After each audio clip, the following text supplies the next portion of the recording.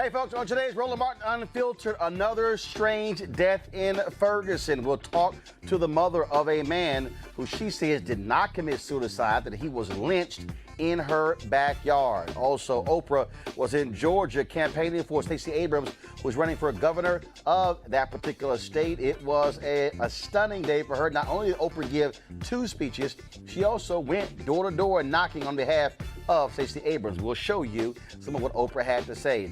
The Congressional Black Caucus demands one of the top 2 spots if Dems take the House. Also, no shock, Donald Trump promotes a racist, shameful ad blaming Democrats for an illegal immigrant who killed an American. Guess what? His ass is lying.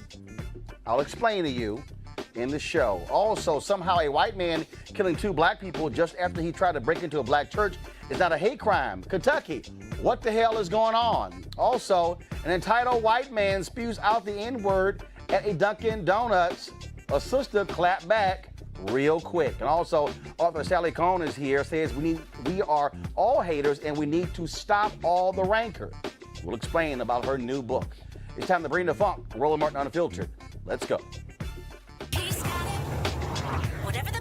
he's on it. Whatever it is, he's got the scoop, the fact, the find. And when it breaks, he's right on time and it's rolling. Best believe he's knowing. Putting it down from sports to news to politics. With entertainment just for kicks, he's rolling.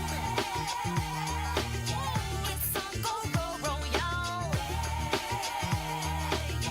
It's Roland Martin, yeah. Rolling with Roland now.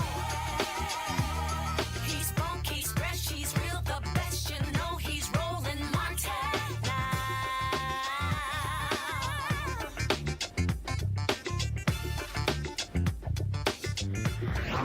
Martin. All right, folks, the son of Ferguson activist Melissa McKinney's Danye Jones was found hanged October 17th. She says he was lynched with a sheet. Now, cops are investigating it as a suicide. This is the fourth African-American who was an activist in Ferguson found dead. A couple of others actually were found burned in their cars. What the hell's going on there in Ferguson? We talked to Melissa earlier today. October 17th, I woke up and went downstairs because the light was left on in his room, and we were going down there to tell him to turn his light off, you know, because I'm real particular about saving on, you know, the bills and everything. So we went down there. Well, my husband, he went down there, and he came back up and said he's not down there.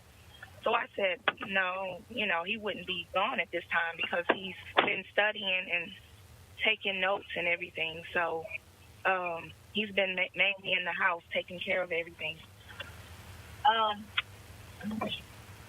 So I went down there. He wasn't down there. And so I proceeded I found a brick by where he sleeps. And I'm like, that's odd. So I got the brick, and I was taking it outdoors because I thought that he was maybe sitting out there because he goes out there and works out, you know, at night. So I went out to take the brick, and once I got out there, I looked over at the tree, and I saw this chair turned over. And so I'm like, what is this? What is my yard doesn't normally look like this. So something told me to look up, and when I looked up, there was my son in a tree, hanging.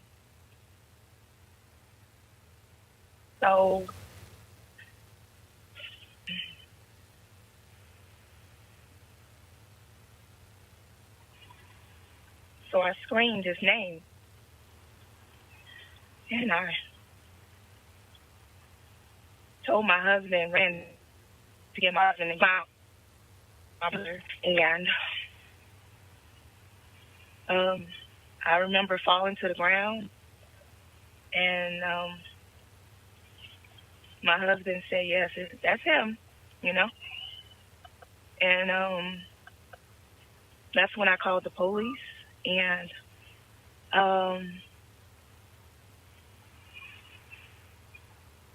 my brother and husband went to get him out of the tree because that's what the 911 dispatcher said, take him down from the tree. So before they took him down from the tree, my brother took his picture because, you know, we know what they like to do, or they had it on to do when someone of, you know, activist is involved or anything or whatever. So my brother just wanted to make sure that it didn't come back, you know, on me or them, or, you know, that, and we had all the evidence because we don't even trust the system to do right by us. The police started off saying that it is what it looks like, and from the beginning I told them this needs to be investigated. So we got word that they were telling people that it was suicide, but they told us just the other day that it's not suicide when we asked for the sheet back, because we know that sheet did not come from my home. So they gave us everything back, his clothes, and did not give us his sheet back. So if it was suicide, I just said sheet back. So now they're saying it's going to look like it's suicide, but we're still going to, I guess, investigate now. After we called them for a sheet. The sheet had Army knots, Navy knots in it. My son was never in Boy Scout, never in any kind of military. He served in no military, none. No militia, none of that.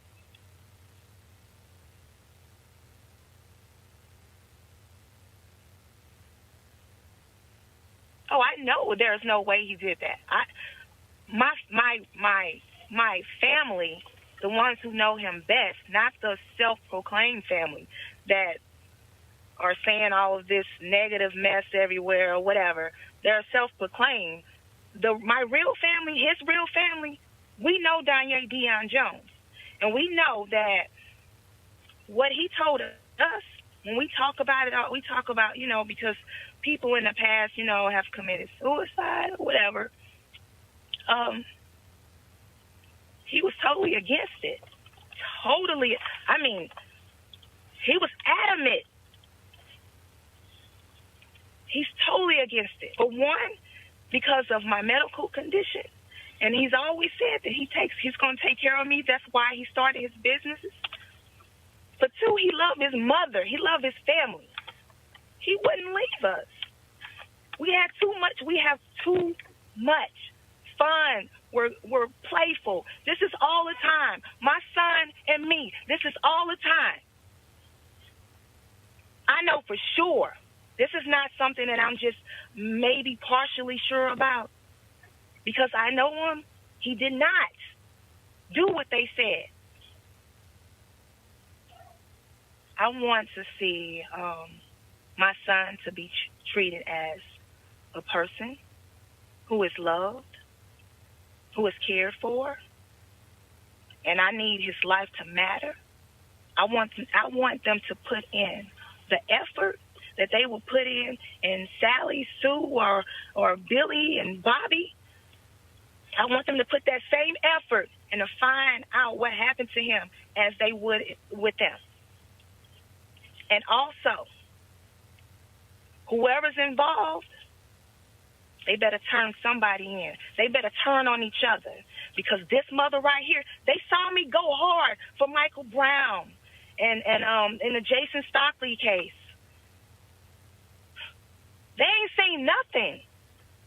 I'm going hard for this one. They took mine. They touched mine. They came to my house. They touched mine.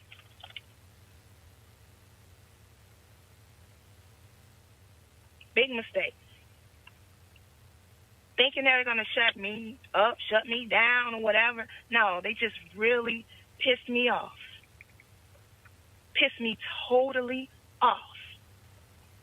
This is something that I've loved for almost 25 years. And they took him from me. No. And if anything ever happens to me or my family, I have like 100 others.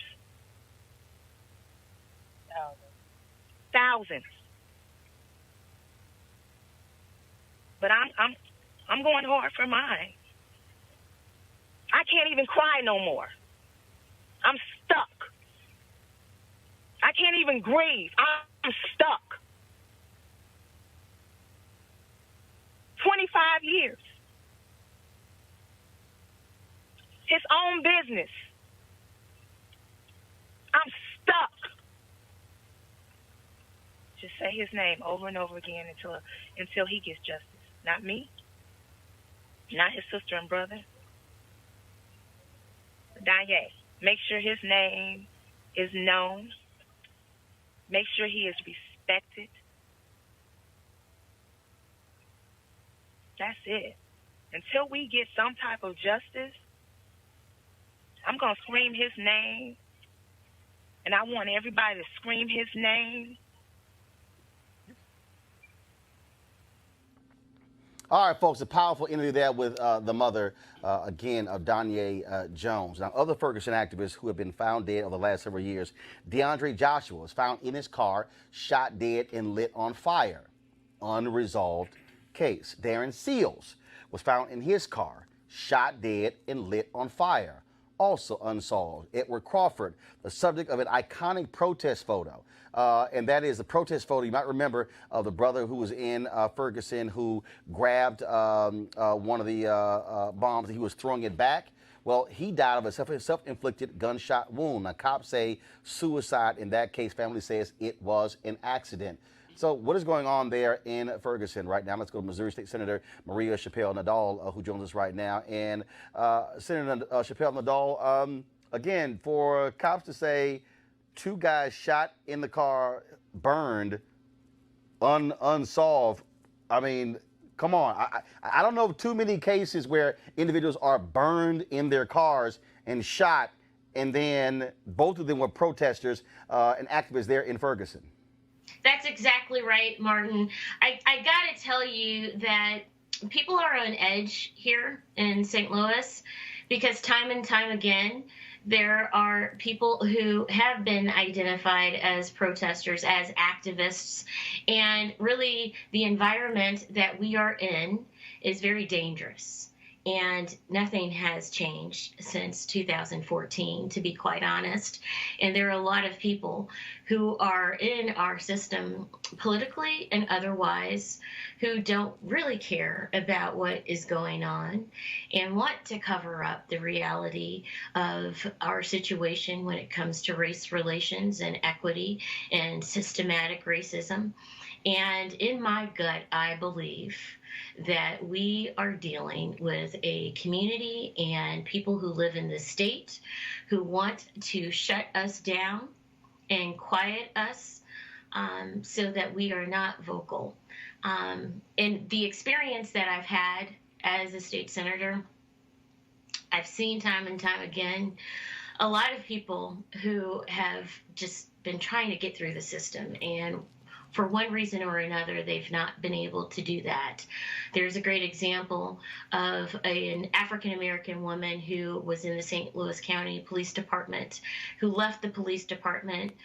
She had amazing scores, but she was the victim of not only sexual harassment, but also racism within the department.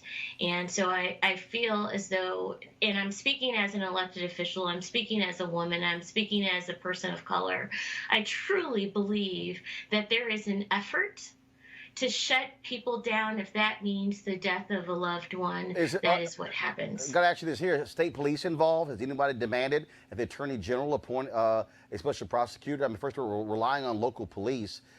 Clearly, that's an issue here. Has any of that happened? Well, that's the irony about this, Martin. First of all, we have an election coming up. And you would think this situation with Melissa, her son, if you look at his Facebook page, he was totally positive. He had a 2-year-old son. Totally positive. He had his own business, as she mentioned. And there is no indication whatsoever that he had any kind of depression, anything like that, because everything about his being was positive. And so that's why I'm trying to figure out, why isn't the ACLU involved in this? Why isn't the Southern Poverty Law Center involved in this? Does this have anything to do with the election that we have coming up on Tuesday? And I'm telling you, I've seen the other side, and I can tell you that in my gut, I feel that there is an effort to quiet this situation, this travesty down because of the election. the more our voices are heard before Tuesday, that is going to make an impact on what happens. And that's, I just don't understand it, because usually we would have the Defamation League involved in this, and we don't. Let me ask you this question. You talk about the election. I want to switch gears here. First of all, this is a story that we certainly will continue to cover to try to get more answers. But I got to ask you, you spoke of the election. There's been this back and forth between you and Missouri Senator Claire McCaskill in a tight race there, trying to hold on to her seat. She put out a radio ad talking about crazed Democrats, and she went on Fox News and specifically named you. You fired back at her as well. I'm just trying to understand, if you were a United States Senator in one tough race and Trump is coming to town, you need as many black votes as possible. What the hell is Claire McCaskill doing? Well, let me just tell you, this week in our daily paper, she said it was the Kavanaugh protesters who were yelling at different senators. She said that. And then she said that it was Bernie Sanders and people like Elizabeth Warren. And then a day later, she said it was me on Fox News. This woman, if you can call her that, is an opportunist. She is willing to give up everything of value to the Democratic Party for her win. This radio ad is only played in rural Missouri, and we want to know, all of us want to know, is she talking about African Americans? Is she talking about the LGBT community? Is she talking about protesters? And so when she called me out specifically, she's talking about a group of people who are progressive people. And so right now, the community that I represent, we're making T-shirts that say "Crazy Democrats" because most of us are going to be voting against her. She has not had a relationship with the black community for a very long time. She decided to have an office in Ferguson just because it seems sexy. But let me tell you, she has not been in the black community. And I urge every single African American and every single woke other person in the state of Missouri to reconsider their vote for Claire McCaskill. And here's the word on the street. And let me just tell you this. People say, well, it's better to vote for the devil that you know, but why do you have to vote for a devil at all? Good point. Senator Maria Chappelle-Nadal, we certainly appreciate it. Thank you so very much for joining us. Thank you so much, Martin. All right, then I want to bring my panel right now. Joining us, A. Scott Bolden, of course, former head of the D.C. Democratic Party, also attorney here in D.C., Monique Presley. She also joins us, of course, principal at the Presley firm. And we also have Malik Abdul, Republican communications strategist, with us as well. I want to talk about the Missouri race. Again, I don't know who the hell is advising a Democratic senator who is in a tight race. You might not want to piss off a black state senator the week before the election when you need every vote possible. Now, I mean, Scott, it's not smart politics. It's not smart politics, but here's the equation. People of color who vote or may not vote in Missouri, and I heard the state senator's message, but who are they going to vote for then? They got to vote. McCaskill's people know that, and she needs those rural white working class voters in Missouri. Yeah, but so that's why she's running it. But here's the problem. That message may make her feel good, make the state senator feel good, and you feel good. But the reality is, who black people going to vote for? No, here's the deal. Republican in Missouri. Here's the deal. If you're a Democrat, black people not to vote for the Democrat. Listen. If you're you're a Democratic senator, it is stupid to, first of all, in a year where we're seeing across the country, Monique, Democrats with significant enthusiasm to run an ad saying, oh, the crazed Democrats. Now, you can say, this is who I am, these are my beliefs, things along those lines. But you don't attack the very people who are out there trying to mobilize on your behalf. That's just dumb politics. And again, you can be competing for rural white voters, but here's the deal. You can't win if your side is depressed and then you hoping they're going to turn out. Monique, go ahead. That's not true. I agree with how they going to turn out? I agree with Scott. She's 7 to 9 points down. I'm trying to She agree needs with you. white votes. Can she talk? Yes. So, not my show. You know what? Oh, Lord, man speak abounds. Man speak abounds. Listen, she barely won before, right? And she was running against that cat that had all the legal issues. And also who was sexist. I mean, she's in a ruby red area. She's not supposed to really have that seat. And I think that obviously the state senator is right. She's desperate, but she's desperate and probably leaning toward some accurate political advice and hedging her bets to pull out rural voters on the fence who really don't want to see the Republican majority stay in. And she is counting on what they always count on, taking the black vote for granted. Well, and 'cause they thinking got that, no place but else to she's vote. but she's trying to alienate the fringe. She's trying to alienate the far left for the sake of some middle people, for the sake of some independents, and it's a tight, close race. Malik, so this I'm is very not saying simple. I blame her. Malik, this is very Not simple. that close. Malik, this is very It is that simple. close. This is very simple. When you start breaking down numbers, when you start looking at races, okay, the one thing you don't do is you don't tick off your own side. All right? There's a way for you to run to appeal to people. What you don't do a week before the election is get into a pissing match with a black state senator who, first of all, has already won her race, okay, and who represents a significant number of people, and then to go, well, they're gonna vote for me anyway. Okay, Yeah. you can be proven wrong. Yeah. And I, as one of those who left the Democratic Party for reasons just like what we're discussing right now, because what we're saying is that, well, they have other voters that they need to get. And so let's not worry about the black voters or offending black They voters. need more. She needs And more of them than us. I totally Just understand a political that. decision Okay. on her But, part. but it's a She political might, decision. no. Hold on. Let me correct this. And Greg Carr, I want to bring you in. I know you're from Chicago, head of Afro-American Studies at Howard University. Is that a question? She needs more of them than us. No, she needs us and them. But But we you ain't can't. got Hold nobody else to up. vote You but for can't her, see, and regardless of the that's the state senator's mistake. position. Which is That's why, the mistake. It's which is reality. why, Greg Carr, you don't pragmatic. piss off black people a week before the election. Greg, are you there? Yes, sir. Go ahead. And people out here, Jeremiah Wright says hello, everyone here. Missouri is a difficult state and has been since the Missouri Compromise. At the end of the day, we have to be smart. Exactly. Look, we do. we're talking about the federal bench. Yes, We're talking about appeals courts, possible another Supreme Court nomination. We're talking about, for me, that is the central issue in all of this when Right. it comes down to this. Yes, you don't want to piss black people off, but if it's a dead heat and McCaskill feels like she can beat Hawley with a few more white votes, she might not be doing the calculus right. But at the end of the day, we've got to get past this. We got to look at the bigger picture. Yes, we do. I'm not saying that the political strategy is correct, and I'm saying that black folks can't just jump out there because Hawley is a known quantity. We know what we're going to get with him. We might even get. Lindsey Graham was talking about introducing this 14th Amendment nonsense. They just want to get it to the courts. What if he introduces legislation and because of this she loses by a percentage point or two? And you're looking at Hawley in the Senate, and now he's got to vote solidly in favor of this 14th Amendment. Which is why, Greg. I'm just saying we have to look beyond. But which is why, in this case, what I keep saying is, politicians like Claire McCaskill should also not say, oh, well, y'all get over it.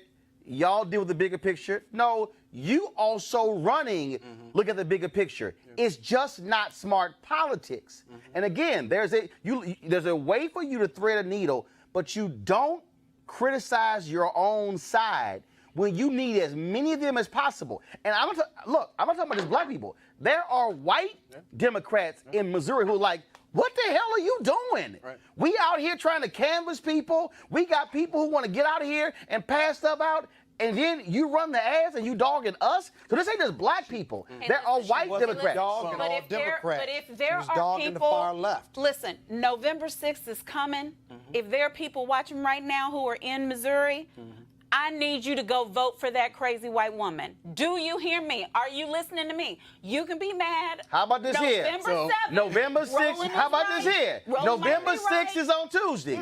Crazy white woman. Yes. Stop being crazy. No, even if what is she your doesn't, recommendation? No, even look if at she Missouri. No, doesn't, here's my recommendation. Here's my recommendation. Don't vote at Claire all. McCaskill, what you need to do is pick the damn phone up no. and What tell do you us. want No, hold your up. voters Don't to ask do? me a question. You don't want the answer. I'll do. Claire McCaskill voters. to pick that damn phone up and call Marita Chappelle and Dawn and say, look, I apologize for doing that. We need to call a truce. The election is on Tuesday, and look, Yes. we can't have back and forth. That's what she should do. Okay. But what? No, What do but you hold think on. about But what- what? No. Wait, I'm not Missouri done. do? I am not That's done. right. But what should Blood not? voters. But what should not happen? Okay. Is that a white woman running for United States Senate to somehow think that we are irrelevant, and she can just say, "Look, no, I'm not done. Y'all gonna come for me anyway, so I'ma dish y'all.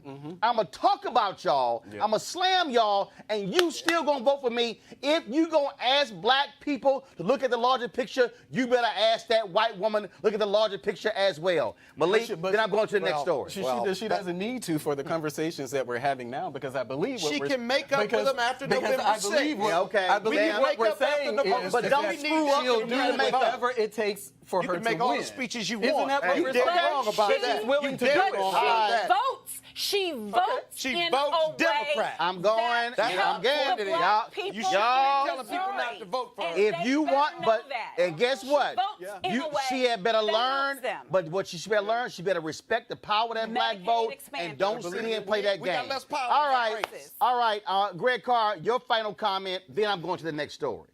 Roland, I agree with you 100%, but I'm going to tell you, brother, this federal bench terrifies me. Of course. We are going to be the ones that are going to be suffering under some kind of hyper-Christian, ultra-right Sharia law if we mess around and get caught up too closely. I'm with you, brother. She should calm the dog. But I tell you right now, brother, this federal bench thing is real for us. Oh, it is real, which is why I keep making a point Great. to white Democrats. To white Democrats, be smart when you running, but don't piss on the very people who you need to actually Right. win. All right, folks. Speaking of that, in Georgia, guess who knows how to do that? Stacey Abrams. Okay, a black woman who knows how to go into rural America and talk to them, but also not diss black folks and Latinos. Polls are there showing they are essentially tied. And guess what? She got a phone call 3 days ago, which blew her out of the water when she answered her cell phone, and it was Oprah on the line. And Oprah showed up today, had 2 rallies for Stacey Abrams in Georgia, even went door knocking on her behalf. Here is some of Oprah at today's campaign event for Stacey Abrams. The right to vote is like the crown we all get to wear. Maya used to say, baby, your crown has been paid for, so put it on your head and wear it. So your crown's been paid for. The right to vote is your crown. So this is a tight race here in Georgia. This is tight. And there are tight races all over this country that depend on all of us giving honor to our greatest democratic right and privilege. So let your vote make the difference. Let your vote count. Let your vote speak for you. If you're a woman, let me just talk to the women for a minute.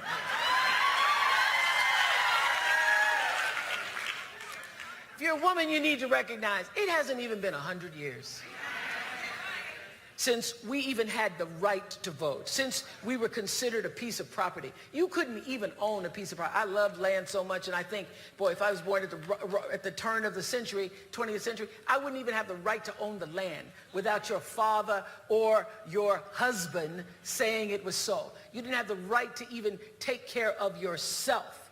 So you didn't have a voice, and now we do. We as women people need to stand united and vote our values. Vote your values. Vote your conscience. All this noise, all the noise, you just can't get away from it. You turn on the TV, on the web. It's so much noise and crazy talk. All the vitriol in the ads. You know what? They are designed to confuse and confound you with fear. That's what they're done. They're designed to confound you with fear. They are not designed for people with discernment. Women, people, we have discernment.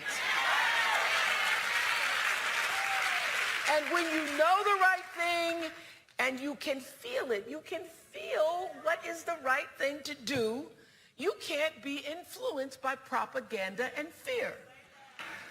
So now is the time for discernment. And only when we unite as sisters, and I don't just mean sisters, I mean sisters, black sisters, brown sisters, white sisters, Asian sisters, LGBTQ sisters.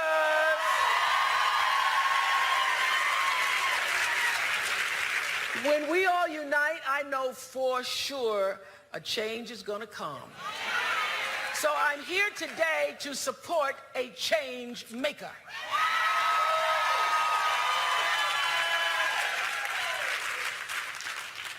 She's a woman who dared believe that she could change the state of Georgia. And she is dynamic. She is so inspired and inspiring. She's bold. She's bold. She's bold. And bodacious. She's a Georgia warrior woman. Ladies and gentlemen, Stacey Abrams.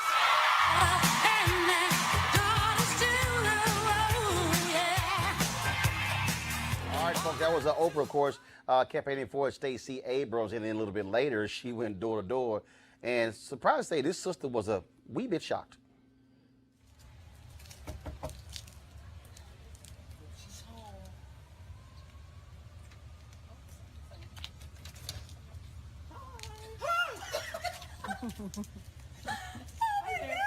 Hi, Denise.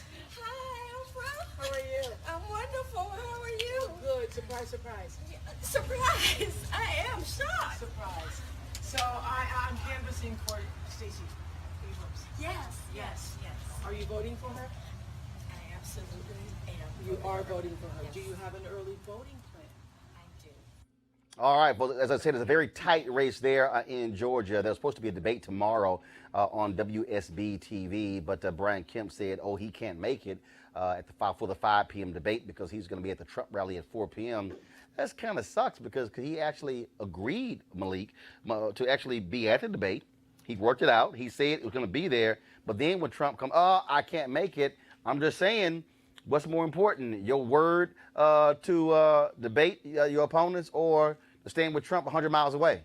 Well, Georgia voters have a right to be concerned about it. I mean, if they were expecting him to attend the debate, I mean, he agreed. Yeah, he on the date and the time. He agreed, but at the same time, it's the president of the United States. But he agreed on the debate and the time. Totally understand, but I can imagine that if it were the same and it was Barack Obama who's a candidate, who's campaigning for a candidate, I'm pretty sure that candidate would go. And your party would be slamming that Democratic candidate for not showing up and keeping the Call word. him hypocritical, the whole 9 yards. I mean, I'm not going to disagree with you here, but I mean, I imagine that he would go. Monique, this race again, very, very close. I mean, Stacey Abrams can very well win this race. The difference here is that with her Georgia Voter Project, she was playing long ball, something Democrats somehow can't do. And that is, because I remember in 2012 standing, was on CNN, and Chris Van Hollen, then was a member of Congress, member of the House, and he was over the DCCC, and I talked about Georgia potentially being purple. He kind of like poo-potted, and I said, dude, if you put the damn money into Georgia and register the very people who are unregistered, you can have a shot at actually winning. I said, which is the same thing in Texas. I said, that's why y'all asses keep losing. Right, and what I'm hoping that the people who have not voted yet in Georgia can understand later on in the Q&A when Oprah was asking Stacey Abrams questions about what she would do, one of the first things that she talked about was Medicaid expansion. That's not just for black folks, all y'all broke, sick-ass white folks. Hello. The myth lives. All you broke, okay, Hello. let me real clear, broke, sick-ass white people. Listen, because that Medicaid more of them than of expansion, us. she talked about how many counties don't have a doctor. It's not that they don't have a hospital, they don't have a doctor. So women, particularly women of color, are dying within a year of childbirth. They're stroking out and can't get to a hospital. They are dying of things that they should not die from. Greg, so, come on, y'all. Greg Carr in North Carolina, when Reverend Barber and others had Moral Mondays, when those rural hospitals closed, the first person that died was a white woman who had to be airlifted some 60 miles away. And Reverend Barber told the story of being at a parade, and his redneck with a Confederate flag around his neck walked up to him with tears in his eyes saying, thanks for fighting for our hospitals. I mean, and this is why I think Abrams is playing this thing right, and why McCaskill is an idiot, in that what Abrams is saying to these rural white voters is, y'all sick. And if you lose your hospital, that man is not going to expand Medicaid. That's how you actually message rural voters. She's not trashing her own party. She's saying, y'all sick, y'all broke, I'm here to save your hospital. He ain't. Greg? That's right, Roland. You've been saying that for years. And last week you mentioned the Jesse Jackson campaigns of 1984 and 88, doing that very thing, going to poor whites and saying, these are the issues that we have in common. Reverend Barber's fusion politics in North Carolina is yielding results. Stacey Abrams is clearly the wave of the future. We saw today that Dagan McDowell on Fox News said that woman is going to get elected because of Oprah. Oprah transcends in many ways those kind of racial divides, and they're bringing her in to get those suburban white women. Finally, what you said is absolutely true. Contrasting with Missouri, Claire McCaskill is a politician of the past. She can probably not reform herself. But when you see in this next cycle, these waves of black and brown, younger politicians, even progressive white politicians like Beto O'Rourke in Texas, begin to run toward the issues, I think what we're seeing is the future of American politics. Scott? Oprah is a secret weapon and a pretty good campaigner. Kemp is going to the rally because he gets more out of that rally than he could ever do in going one-on-one against Stacey Abrams. Have you seen the debates? I mean, I'll be honest with you, the debates in Florida and Georgia have made it clear that the Democratic candidates who happen to be African-American and really smart are just doing a number on them. So, Stacey, don't forget this, too. They may be issue-driven in regard to these candidates of the future, but Stacey Abrams has a ground game in Georgia that is far superior than her Republican opponent. I was on Fox last night with the head of CPAP. You on Fox last night? I was, but y'all won't call this brother. I keep telling them, Roland, to call you. But even he did not concede. They like safe brothers. He did not concede, but he clearly acknowledged. Come on, he clearly acknowledged that she had a really, really strong ground game. Again, because 6 years ago, exactly. Because 6 years Georgia ago, Voter Project. the Georgia Voter Project, which was nonpartisan, right. She understood you can't keep hoping and praying like white Democrats in Georgia. Oh, the white women in the suburbs, if we can just appeal to them, they're going to roll our ways. But this is even better. What she said is, look, I ain't wasting my time with them. I'm going to go after you, those who are disaffected, disenfranchised. I'm going to pull y'all out. That's how she dusted her opponent in the primary. No, I agree. But what the Voter Project did was register lots of unregistered voters. 300,000. But what Stacey has done is the second leg, that is always the second leg of voter registration, is Go TV, get out the vote. Yes. Having a mechanism in place to deliver those who registered and making them go vote. You got to have both now going forward. And they've got a game plan down there that is almost scientific and vis-a-vis the internet. And so she's got a shot, a real shot. Part of her game plan that everybody can help with today, you don't even have to be in Georgia, is get on the phones and call. She's asking everybody in Georgia, if you've already voted, get 5 people to the polls. But if you're not in Georgia, call go to your her website and get listed for the phone bank and make at least 5 calls a day. Y'all, this is razor thin. She needs 50 This ain't even going to the website. Yeah. This all the folks you know in Georgia. Call them, text them, cuss them out, do whatever you need, bribe them, tell them, look, I'll take you to go get a 3-piece, take you behind to the polls, something. But do what you got to do. That's what you got to do. But Malik, I want to go to you and finish your last point on this. Bottom line is here. Brian Kemp said it. Look, if she can turn the people out, we're afraid. But this is also where Brian Kemp also can tag her as this candidate who somehow is far left. She dusted your girl Megyn Kelly on The View. Matter of fact, I'm gonna find it in a second. When Megyn McCain tried to press Stacey Abrams about guns, Stacey was calm, cool, and collected. She pretty much like, look at here. Right. I shoot. She's sharp. My daddy shoot. Right. My family shoot. Yep. She just destroyed Megyn McCain on the gun issue. She's sharp. I can say it is pretty exciting, the idea that we may have the first African-American female governor in American history. In American history. So even though I'm a Republican, I can still be excited about that. I don't have She's a true sister. And I appreciate it. Hey, Greg, something that I appreciate about What is wrong with that? Hey, Greg, real quick, I want to go to you here. Again, bottom line is, on this point here, when I say Stacey, what she's doing is she is running one of the smartest campaigns because she said, don't waste your time on people who you're never going to convince. Convince the people who are more likely to vote for you. That's right, brother. Listen, you've had on your shows the wave of the future, people like Jessica Bird at 3 Point Strategies, Kayla Reed at Electoral Justice Project, my former student at Howard, Stephanie Brown James of the Collective PAC. These young black women have really looked at this thing, and whether it's Ayanna Pressley, Massachusetts, Johanna Hayes in Connecticut, New York Times just had an article today about it. You've been reporting on this for years. They have finally gotten it. Let's go get these folks who haven't been engaged, get them engaged, and turn this whole political equation into something that these vote suppressors had never anticipated. That's why they're working so hard to suppress the vote in Georgia. And so I want to do this here. I'm going to go to commercial in a second, but I got to play this for y'all because this was just too great. Go to my iPad, please. This is Meghan McCain. Stacey Abrams. An anti-gun organization, Michael Bloomberg's anti-gun group as well. You say you're proud to have an F rating from the NRA. Michael Bloomberg and others like him, in the wake of what happened in Pittsburgh, support taking away the AR-15, which is the most popular rifle in America, away from people. Do you, like Everytown, support banning the AR-15? So let's be clear, I am not anti-gun. My great-grandmother taught me how to shoot when I was growing up in Mississippi. I like trap shooting, I like target shooting. I don't hunt because I mostly eat chicken, and that just seems mean. However, I know that the most responsible gun owners understand that they have the responsibility for the firearms and making sure that only responsible people have those firearms. That's why I believe in a background check. I believe in a 3-day waiting period. I believe that those who commit domestic violence and stalking should not have access to weapons.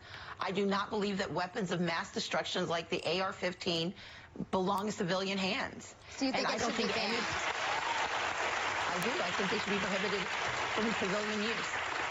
I've shot an AR-15, and I think you probably have too. And while it's an amazing amount of power, it also is an amazing amount of destruction. And there is very little that can be done to protect vulnerable communities when the AR-15 is present. I do appreciate your honesty, and I assume that by banning it, you would be rounding them up. It's the most popular gun in America, around 61% of all U.S. civilian rifle sales. Would we be rounding them up from civilians in Georgia that own it? We have had a ban on assault weapons before in the United States, and I think that we should do it again. I think that there has to be a conversation of how it's accomplished, because we have to recognize that this is a national conversation. But I do want to push back on any notion that I believe that the Second Amendment is not the law of the land. I support the Second Amendment. We buy my father rifles every Christmas, and a gun cabinet was his gift a couple of years ago.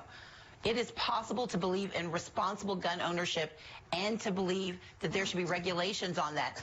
Anthony Scalia said that. And we have to believe as a nation that when our communities are vulnerable, when you can't go into a synagogue or a church or a school or a movie theater without fear for your life, there is something wrong with our system of gun ownership, and we have to fix it. Okay. I appreciate your honesty saying that you want to ban it. Again, y'all, she was trying to get her to say the words, I will ban guns. She's like, nah, boo, I ain't that crazy. I got this. All right, y'all, going to a break right now. We come back. We talk about crazy white men, crazy white women. Yeah, we got a crazy white man, too, acting a fool in the stores. We'll be back on Roland Martin Unfiltered. Back in a moment. Hey folks, Roland Martin here. So I ran to this young sister who said, look, I'm not wasting my time voting in these national elections. So I then said, okay, fine, what do you care about? So she began to talk about student loan debt. She began to talk about health care. She began to talk about what's happening with the environment. I said, well, who the hell do you think controls all of that? Those folks who we elect to office. I said, baby, you can't sit on the sideline. You've got to get in the game. Otherwise, somebody else will be controlling your destiny. That's why you got to be woke, stay woke, and vote.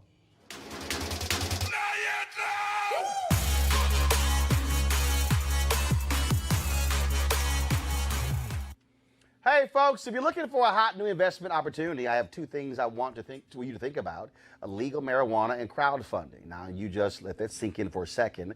Our friends at Transatlantic Real Estate have created a unique opportunity for everyday investors like you to get in the game for a minimum of $300 or $10,000, 50 grand, or even $100,000. You can get in where you want to fit in. Now, typically, it takes millions, if not billions, to invest in the legal marijuana industry, and it can be pretty risky trying to establish market share. However, Transatlantic Real Estate is taking a different approach. They buy the land that supports marijuana grow operations and lease it to licensed, high-paying tenants. Now, imagine being a landlord to a licensed marijuana farm. With the prospects of further legalization and changing public perceptions about marijuana, some investors could end up making serious money over the next several years. The best part is they are using crowdfunding, so you can get in now before they take the company public. If you want to find out more, go to marijuanastock.org. That's marijuanastock.org to get in now.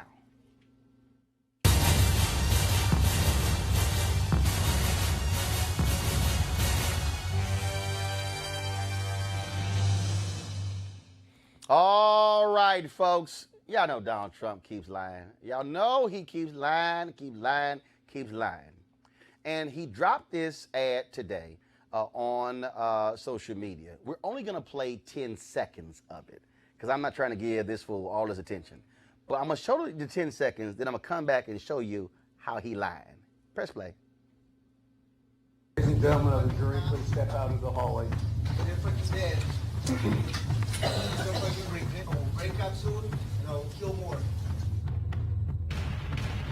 Come on. Right there. Donald Trump straight up lied. Democrats let him into the country. No, it was Maricopa County Sheriff Joe Arpaio, his office, who released him.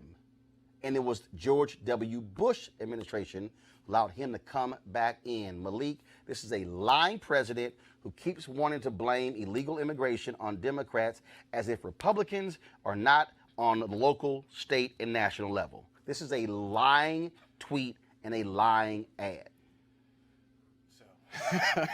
You ain't got to defend the lie. Really? Just go ahead and say, Roland, you right. Yourself. Just say, Roland, you right. So instances like this make it difficult for black conservatives to recruit people to the party. Now, I get what Donald Trump was going. I mean, I can say it's fear-mongering. It's our more heated version of what Claire McCaskill did, considering what we just talked about. And it's unfortunate that Donald Trump is doing this. It's something that people do, unfortunately, in campaigns to win. I wish it were not happening, but unfortunately it is. And just like I can have a problem with what Claire McCaskill did, just like I can have a problem with even some of the things that Candace Owens has done, I can definitely have a problem with this. I can't. It's fear-mongering. Lie, Monique. Lie, lie, lie, lie, lie. Right. Well, I mean, he only lies when he breathes. But the point is, the point for conservatives ought to be, and I'm not one, but it's not that they should have a difficult time recruiting. They wouldn't if they just would locate a spine. Because true conservatives, the ones that I used to enjoy sparring against because we disagreed about fiscal policy, we disagreed about gun legislation, there's nothing left. I mean, the conservatives are in an identity crisis. And what we need, I mean, it's kind of obvious, right? Because there's a Trumpkin party right now. It's not a wing. You know, all of the power right now belongs to Trumpologists. So anyone who used to be, no, it's not at all. Another part of the party belong to. All you have to do is look back to the Obama. All you have to do is look back to Obama. We ain't getting away from the subject at hand. Yeah. Scott and Greg, he lied his ass off in the tweet. But Scott and Greg. 2 points. That ad is the Willie Horton 2.0, all right? And it's been endorsed by the president. But the biggest lie and the ongoing lie that Donald Trump tells and the Republicans tell and the GOP tell is that immigration, crime, the economy, that if it's not good, if it's bad, they blame the Democrats. And who's in the White House? Who's in the House? Who's in the Senate? Who has the most governorships? Who has the most state legislatures? Is all GOP. And they criticize with their base. They criticize Democrats for not joining them in policies that will take away health care and will harm America. Remember, 65% of America doesn't agree with the direction the GOP is taking this country in. It's an ongoing, huge lie that's got to stop. Greg? Roland, next week marks the second anniversary of when you did wall-to-wall election night coverage, and we were all together when the unthinkable happened. Donald Trump became president of the United States. Number one, do not underestimate the power of fear-mongering. Number two, the man is running scared. His party is running scared. So they've taken out all the stops and dropped all the pretenses. He's in Missouri tonight. Between now and Tuesday, he's going to be in Montana, Florida. He's going to Georgia, going to Indiana twice, West Virginia, Tennessee, Ohio. The fear-mongering now has come down to what you've been stressing the last month, especially the last week. This is going to come down to voter turnout. We cannot allow this to be close enough for them to steal. This is the point where you break their electoral backs. And here's the deal. This is the terrifying thing. So I got this dude, Akon DeFenty. I got to call this fool out. He on YouTube. He goes, how was it a lie? He could have gotten it wrong. How was what a lie? Who could have gotten it wrong? He's saying he could have just been What is that about? incorrect Oh. about Akon, who you was got to be a responsible. dumbass. He could have gotten it wrong. That's what a lie is. I mean, right, he said, right, how was it a lie? He could have gotten it wrong. Is he talking about Democrats? Well, you say He's talking about Trump, that he could have just been mistaken. Listen, no. And see, that's there's the- a difference between a lie But and see, that's making a also- mistake. but see- Trump lies with impunity. But let me tell you. He's Let me reckless tell you. with respect to But facts. Matt Schlapp, Yeah. American Service Union, we were on ABC this week. And Matt Dow got in his behind. And so when it was over, we were all, and he was going at Matt. And I was like, all right. He's like, well, you got a question about Trump? Ask me. I said, fine. Matt, why does he lie so much? This is what Matt said, Mr. CPAC. He said, it's not that he lies, he believes what he says. I said, Therefore, it's not a lie? I said, Matt, that's about the dumbest damn thing I've ever heard in my life. I said, that's like me saying, no, Daddy, I wasn't out hanging out with my friends. Why your ass came home late? Son, your ass lying. He ain't gonna say you mischaracterizing what took place. He gonna say, son, you're lying. This man lies. And what he did, and his audience, let's just be real clear. The Trumpettes, the Trumpites, and the maggots, all of them, MAGATS, all of them, they will believe the lie. And then even when they know he lying, they say, well, at least he's speaking his mind. That's also about the dumbest thing I've ever heard, believe. Well, see, I think part of it, you can say Trumpkins or whatever, but we're really talking about each person's base. So the people who are more likely to believe whatever it is that a politician says. No. Malik, we ain't never, Malik, in my life, Malik, in my life, we have never seen on a federal, state, or local level anything. This dude, we got numbers, more than 4,000 lies in the first 2 years. And they like, oh, yeah, man, but he speak his mind.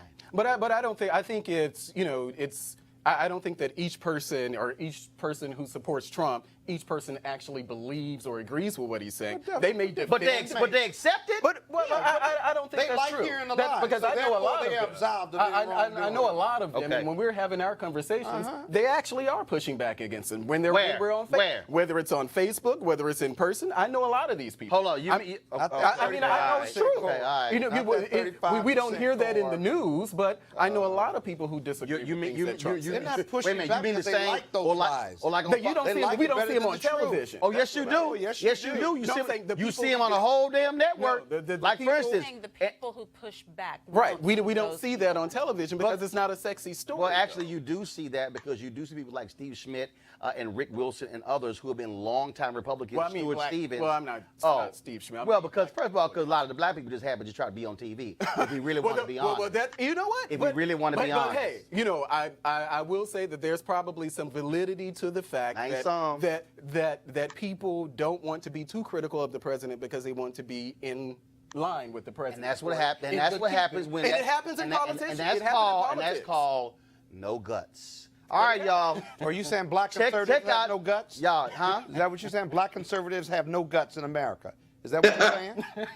I'm I think sorry. that's just what you're That saying. ain't the first time I said it. All right, y'all. An entitled white man thinks it's okay to cuss and use an N-word at a Dunkin' Donuts worker. all right. Because he thought the service was too slow. Today's edition of Crazy Ass White Man.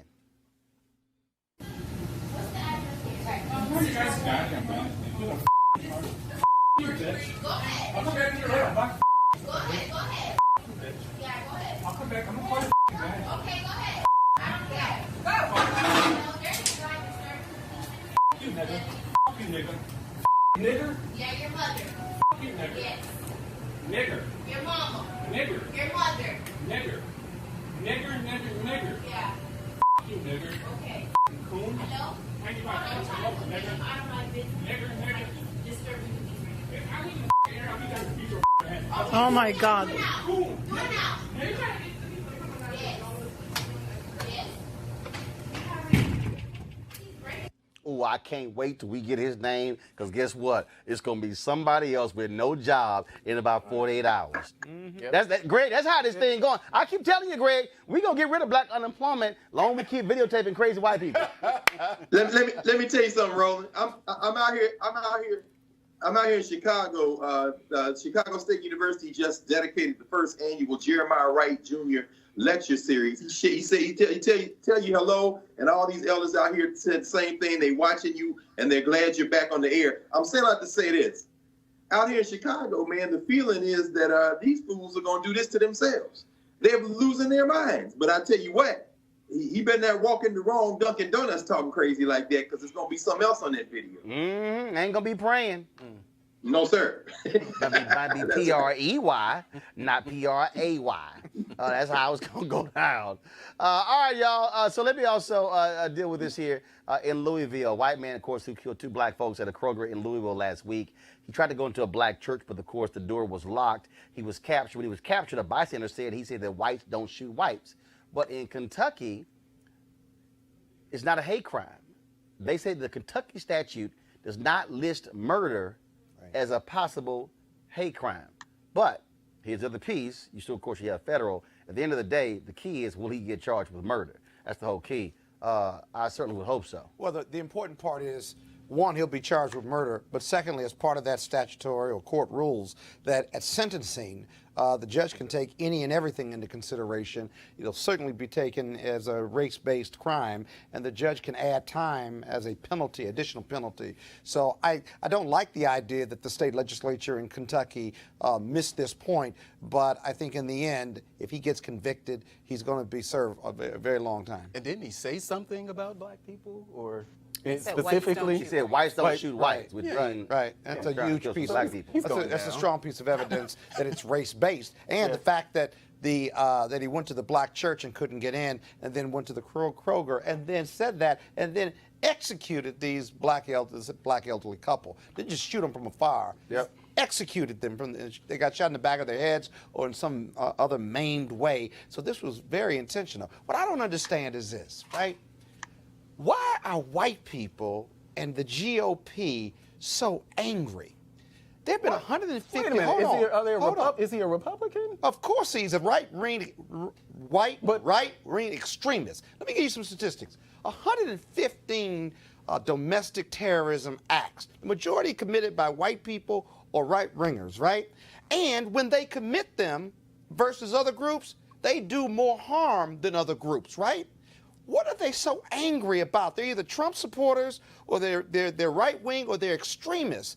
So in other words, they're Republicans. Hold on. Well, they tend to support Republicans. They tend to support Trump. Okay. But when Don Lemon says that white men are the biggest threat in comparison to this caravan that's 1,000 miles away, he was talking about this group right here where statistics support what he says in this space. Yeah. I wouldn't paint it with a broad brush. Yeah, but that's what he did, though. That's what Don Lemon did. But the GOP, these people who support Trump, they have the president, they have the House, they have the Senate, they got the state.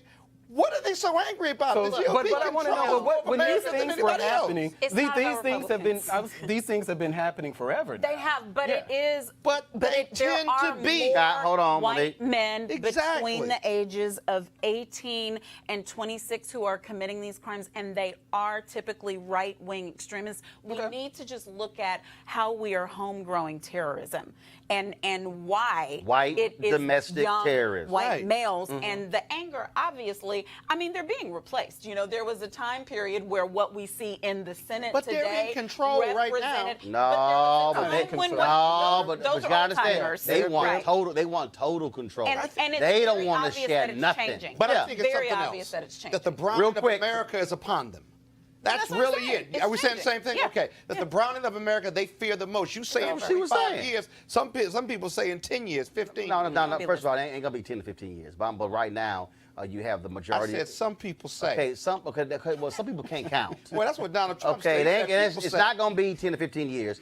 It's going by 2039, the workforce is going to be majority people of color. By 2043, at the earliest, it's going to be people of color. 53% a minority, 47% white by 2043. That's what white fear is. What is driving them crazy? Because Malik, what they really scared of, they know what in the hell they did to us. What? They really scared of, damn, what they gonna do to us? What, Are they gonna do to us what we did to them? Because that's their mindset. Malik, go ahead. What they Malik did to and us. Greg, then I gotta go. Yeah, I wish I can say that this is something. Well, no, I don't wish I can say that. This isn't limited to one side. I think it's more pronounced now that we have a Republican in office. But Just these gave you things, statistics. but these things. Majority of white men are the Malik, domestic. go ahead. Malik, go ahead. But yeah, but the majority are white. There are more white men in America. Period. Okay. So if we're going to if we're going to talk about a data set, Actually, majority white women. well, majority of white women, but there are more white men than there are black men or black women. I mean, that's something that It's we just all a segment. I'm not talking about all white men. Okay, But what- all right, hold on. Cast I'm gonna get to y'all white men later. Greg, your final comment, then I gotta toss to this voting package. Go. Roland, very quickly, you were joking, but I know you also weren't joking. The fear of white minority, becoming white minority, will drive a notion of them beginning to protect minority rights. In South Dakota, for example, there's Initiative 10 on the ballot trying to create a super majority of 55% before they can have any changes in their state constitution by referendum. What they're going to start doing, I suspect, you're going to start seeing them be very interested in protecting minority rights. And they're going to begin to define that as white minority rights. And I think you were joking, but I think that's what's going to be on the horizon in the next generation. No, I wasn't joking. I was very serious because I give speeches on this.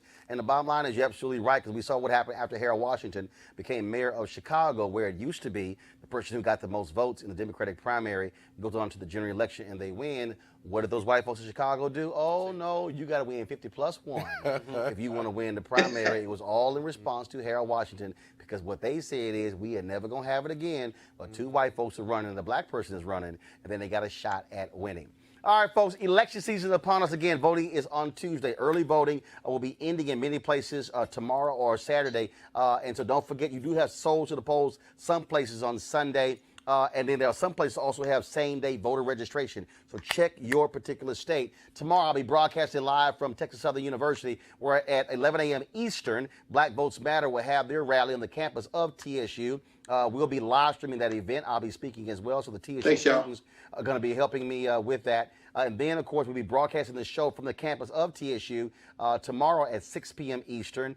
In addition to that, on Saturday, I'm going to be going out with State Senator Rodney Ellis, visiting some folks, knocking on some doors, getting folks to go out and vote as well. Then, of course, I'll fly to Gainesville, Florida, speaking to the NAACP, their Freedom Fund dinner Sunday night, but we'll be visiting a number of black churches in Gainesville on Sunday morning. Then on Monday, do Tom Joyner Morning Show, and then, of course, we'll head to Atlanta for the prayer rally taking place at Ebenezer Baptist Church Monday night. I'll be broadcasting the show from there, and we'll be live streaming that rally as well. And then, of course, we'll be back here on Tuesday. Mark your calendars. We will not have a 6 p.m. show on Tuesday on Election Day. We will go live beginning at 8 p.m. going to 1 a.m. On Tuesday on election night. And so, trust me, if y'all want to look for the black perspective, it ain't going to be on CNN.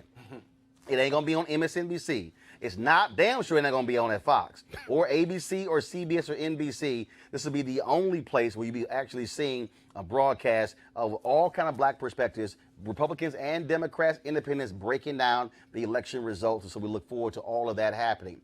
I told you folks, the last month I was in Los Angeles with the folks with BeVote.vote. We had lots of interviews with them talking about the campaigns. And so we interviewed a number of different people there. Erica Ashe, Erica Alexander, Congresswoman Maxine Waters, Reverend Dr. Jim Lawson, a number of people. But one of the folks we talked to was Zala Haneo, who was a immigrant from Colombia. She talked about, again, for her, what it was like voting for the first time and why so many young folks and others don't vote. So here's our conversation. I'll see you guys tomorrow from Houston. Holla! Everything that's going on right now, I think we have to look at this in a different way. We have to stop being angry and start recognizing that we do have this power and stepping into it. You can't hold us back. You can't hold us back. You can't hold us back. Hey folks, I'm Roland Martin. This is Welcome to Be Woke Vote. I'm the host of Roland Martin Unfiltered. Glad to have you with us. By 2043, America will be a nation majority people of color. And of those minority groups, Latinos will be the largest group. But will they maximize their voting power? Well, that's the concern of my next guest. She has been always focused on that issue and others as well. So welcome, Zala Haneo. What's happening? Thanks, Roland. Hi. For you, when did you first vote? Oh, God. To be honest with you, first time Obama. So 08. Yeah. Why didn't you vote before that? Was it just... I'm going to be very honest with you. I came to this country when I was 4 years old from Colombia, from immigrant parents.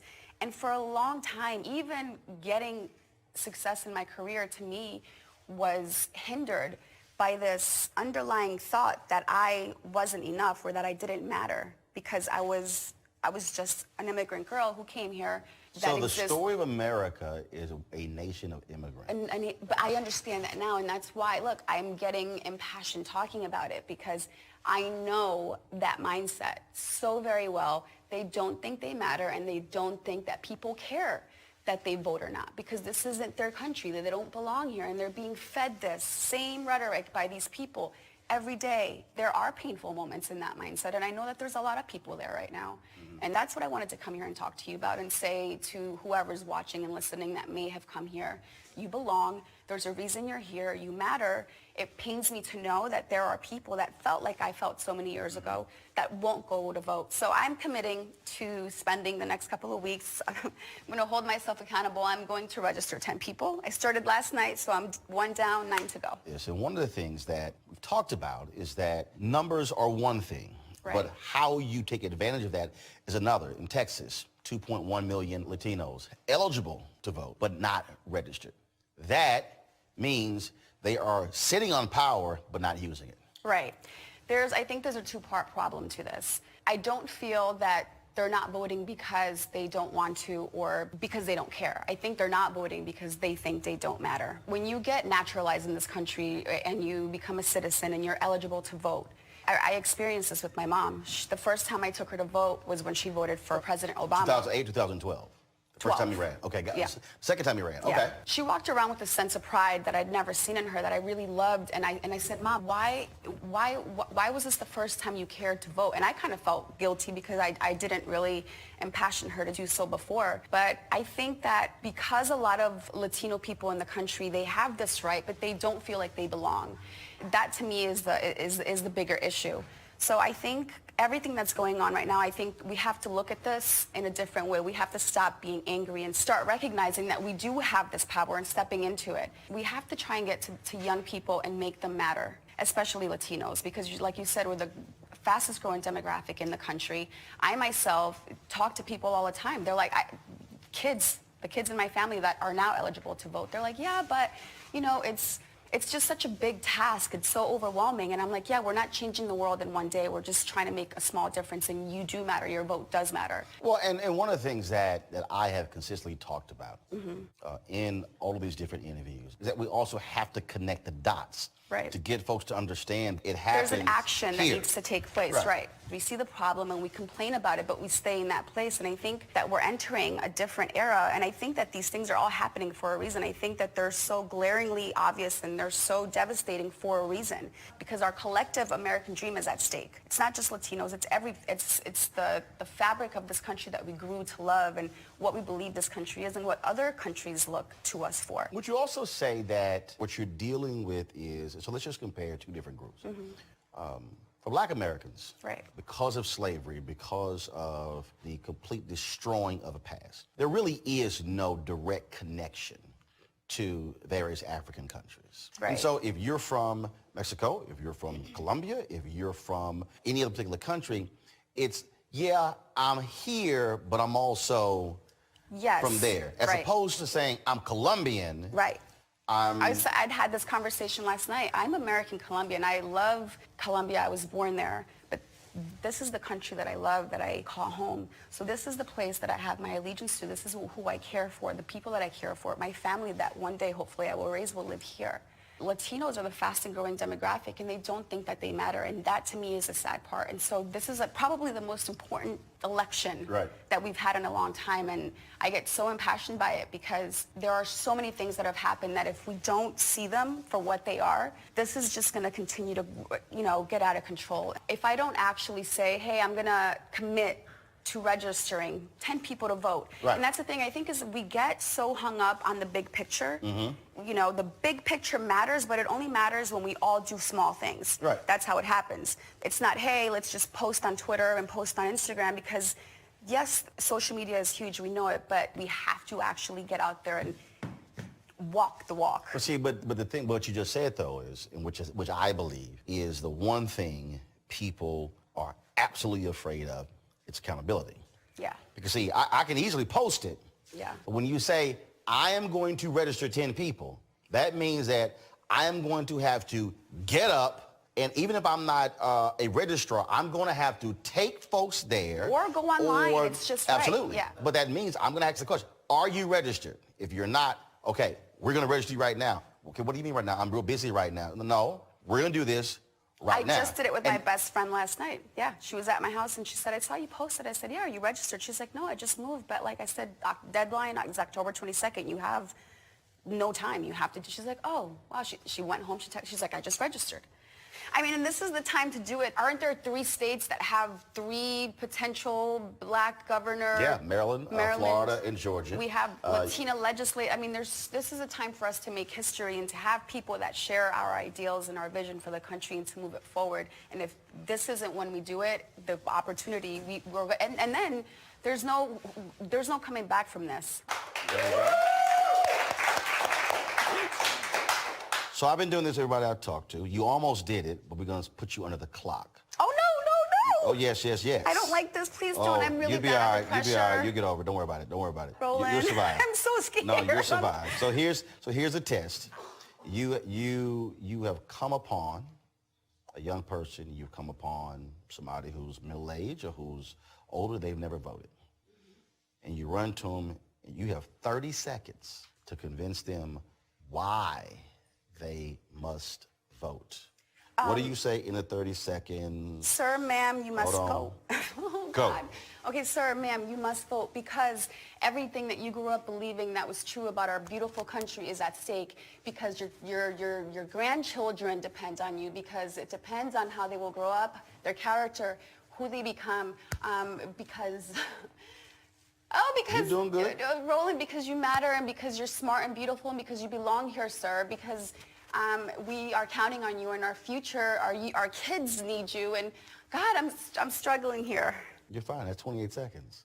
You did it. See? What? Bingo.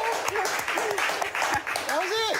That was it? Okay. That was the message. I got 28 seconds? You had 2 left. Yeah. So you could have breathed. I sort myself short. Okay.